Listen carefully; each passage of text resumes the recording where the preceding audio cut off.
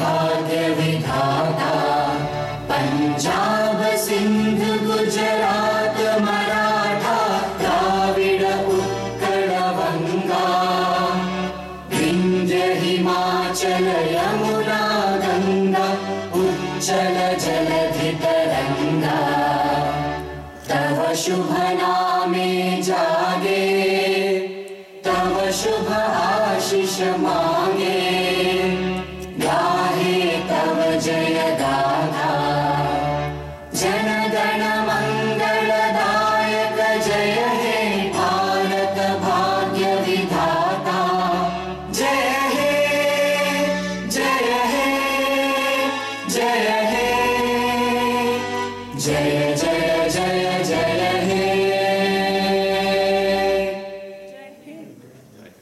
जय पानी।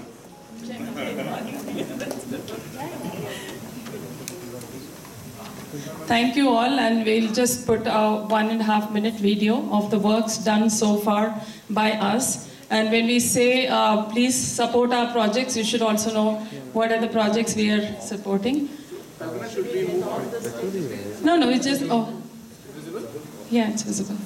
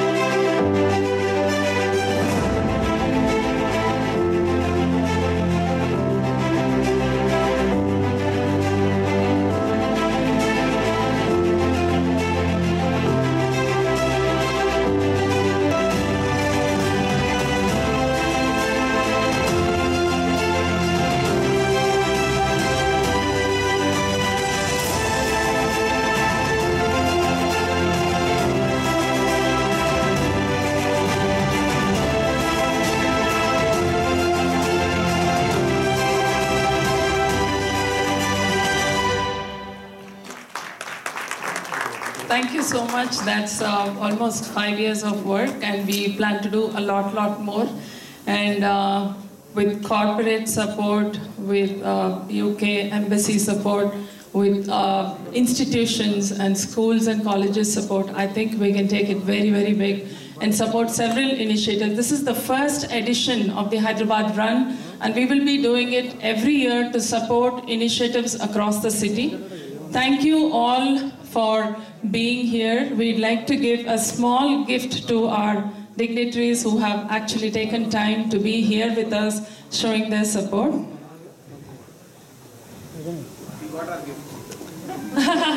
You can carry that as well. Thank you so much, everybody, for staying over. Press and media who are actually being part of this, please ensure you have your tea and coffee and the snacks before you leave. And we regret to inform that Mr. Jayachandran was unable to make it because of the unpredictable times that we are in. And he was in the assembly and he said he would leave after that. I think it took a little longer. So he just sent a message that best wishes for the run, and he'll join us for the run on April 11th, 6 a.m. Gopichand, Pulela Gopichand is also agreed to be part of the run. He's also part of WaterAid. And we hope to have several other dignitaries and several other partners by the time we hit April 11th. We really urge you to stay with us and support us and participate in the run and help us get more and more registrations. You have seen the work we do. Meanwhile, I would like CG to speak a few words. They are sustainable builders. I think I don't have much to speak. I think most of the part has been covered. So just want to give a small glimpse. So I represent a brand called 360 Life. We are a sustainable builder at High Tech City. So we are having a couple of projects. All projects again based on green building and other stuff. And coming to this part, when Kalpana Garu has approached our management, MD Mr. Srikanth, unfortunately couldn't make it. So I think within few minutes he agreed, and he just not agreed for this particular run. We agreed to sponsor this event for next 5 years. Thank you so much. And we feel builders are, we as developers, we make big projects, 3 acres, 4 acres, 5 acres of projects. And builders are not very sensible in terms of saving water. If it starts with the builder, because a builder is a person who is making thousands of homes, and if he is more sensible in having better water harvesting pits, the current norms what we have, I think, been made few decades ago, which is hardly around 15-18 foot down, the rainwater harvest pits.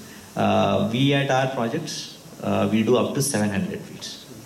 So that's the difference. And it is just not we in fact encourage other builders also to look into it and become more sensible. And government also should monitor this particular part from the builder. It is just not that you're maintaining the norms and you get away. Yeah, you have to contribute basically. And that's all I think. Thanks so much. Thank you so much, CG, for being so honest. It's true that builders have to start opening their eyes towards the environment and also contribute. As an architect fraternity, I feel bad several times that we are the reason to put these buildings which erase streams. And honestly, the urban development is not connected to the water stories. And if we start connecting them like wells and our underground streams, and you don't cut these streams when we do construction, if we understand really what is our aquifer structure before we put a building on ground, I think it makes so much sense, and we would not destroy and create disasters for ourselves and future generations. Thank you so much for being an example, coming forward and supporting the run. And Srikanth, who heads the 360 Life, I'm telling you, he's a youngster and very well connects with what I spoke. And literally, like CG said, 5 minutes is what he took. And he said, I will support this initiative. I'll be the title sponsor, and I will sponsor it for the next 5 years. So it's such a huge encouragement for people like us who work on ground. Hope you guys support us more and more in all of the other initiatives. And they want to also take up a lake and restore.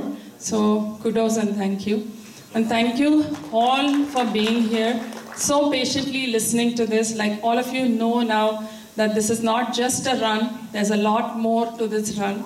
It will build a lot of awareness, and we are already looking at, once we hit our target in Hyderabad, we are planning to do a blue Delhi and a blue Mumbai and a blue Thiruvananthapuram. We are already having aligned with several groups, citizen groups across the states as well. And with such an eminent dignitary panel here who are there for our support and who are behind us, I think we can achieve the impossible, is what I can say.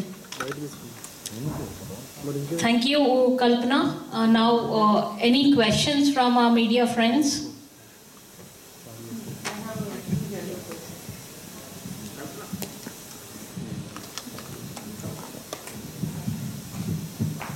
I did hear somebody talk about rain harvesting pits, but in our city, most of the time, majorly these rain harvesting pits are just ornamental. You know, once you get the the clearance for the occupancy certificate, they become defunct. So how do you really ensure that these, the project that you're talking about would be really meaningful to a city like Hyderabad, which is really has a depletion of water resources? And secondly, in our country, 4% of the population we only have 4% of resources for water, with a population of the size you're all aware of. In a situation the country that the country is facing, how do you really ensure the farmers who get involved with rain guzzling crops like sugarcane, rice, etc., and that being politically linked? You know what I'm trying to say? It's the votes at the end of it which matters. So in such a situation, how do you really see that we can restore our water bodies and water resources? Yeah. And a general question. Are there any registration charges for that?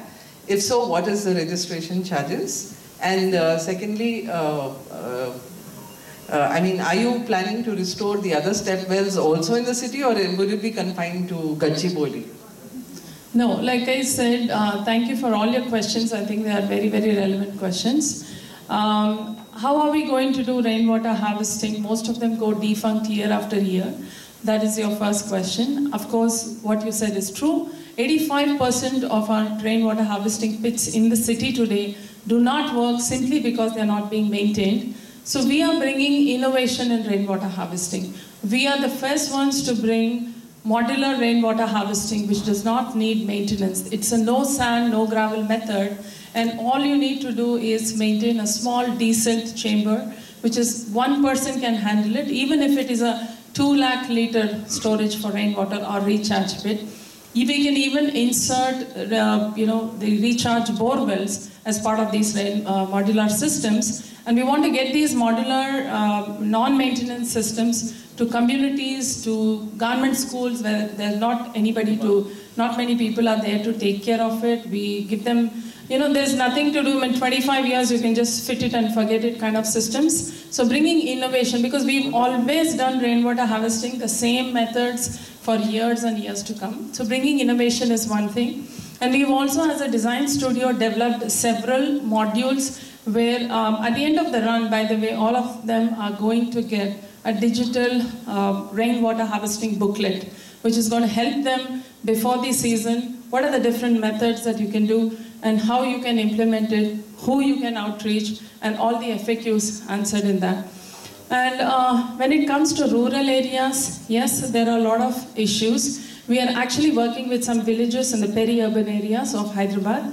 And as you see, most of the roads are concreted and the wells are being closed. It's really funny. I found all the wells being closed. Here we are struggling to restore each and every well. So we are talking to the MPTCs, we are talking to the Gram Panchayat, Sarpanches, and we are trying to build them a sense of what is the consumption today and how you can make it sustainable. So they are actually restoring wells. Yeddu Mailaram is a village we are working with, and the MPTC actually came down to meet us, and 2 villages nearby also have joined hands. So they want to become sustainable as a village. So they are doing rainwater harvesting around dead bore wells and stuff. But in the urban areas, how do you maintain these efforts that we have done as a common area rainwater harvesting? Which is why we work with colonies and communities where we have done a few for free, and we've made them do a few injection bores by themselves, contributing, and they will take care of all these 5 injection bore wells, and we have shown them results. So now they will handhold it. Now we tell them, we'll give you an AMC, or we'll come and take care of it. We also empower the government to say, sir, let's go and do clean up of all these pits before the monsoons. Even the water board takes it up. But we make sure that, we will make sure that now on that becomes a norm. And of course, for compliance, many people do rainwater harvesting. But if you realize the value of the true potential of rainwater harvesting, every drop of water in your rooftop can be utilized and it can give you water. We did a small study in Madhapur 1 and Madhapur 2. They spend about 20 plus crores in 4 to 5 months in a year, including the registered tankers and the non-registered tankers they buy. But all of the rooftops put together in Madhapur can give each and every citizen of Madhapur, including the floating population in Madhapur, water about 160 to 170 liters per day per citizen for the entire year, just with rainwater. We have that many rooftops. But we spend 20 plus crores on tankers. That means something is not sensible here, right? So we try to connect those dots and we are trying to give a local understanding of water. Like to the citizens of Madhapur, we're trying to say, this is your story. How do you want to handhold? How do you want to work towards making an impact? So instead of telling the entire city needs rainwater harvesting, we are giving local awareness, trying to talk to them about. So this builds a lot of awareness within citizens wanting to do and become impactful. I hope I've answered almost all your questions. Yeah, thank you. But what is the registration? Yeah, the registrations for the run, the 5K run is a recreational run. You can bring your kids and families as well. It costs 500 rupees for the 5K run. 600 rupees is the registration cost for the 10K run. 10K run will be timed and there will be winners that will be awarded. 5K run is simply because we made it recreational so that kids also can come and become part and see these little exhibits like we have exhibits here today. We would have exhibits around these water structures that we are restoring. So there is a story that's being told in that. So yeah, these are the prices. Any more questions to any of us, please?